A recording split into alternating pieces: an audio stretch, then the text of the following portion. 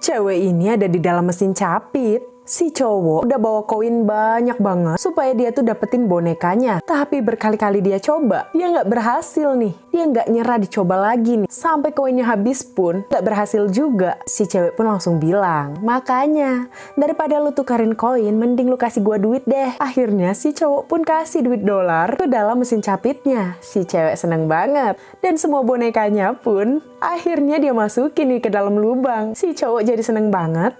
Padahal mereka berdua tuh curang. Aduh, siapa nih yang pengen jadi orang jujur? Dan sekeluarga masuk surga? Komen amin dan subscribe.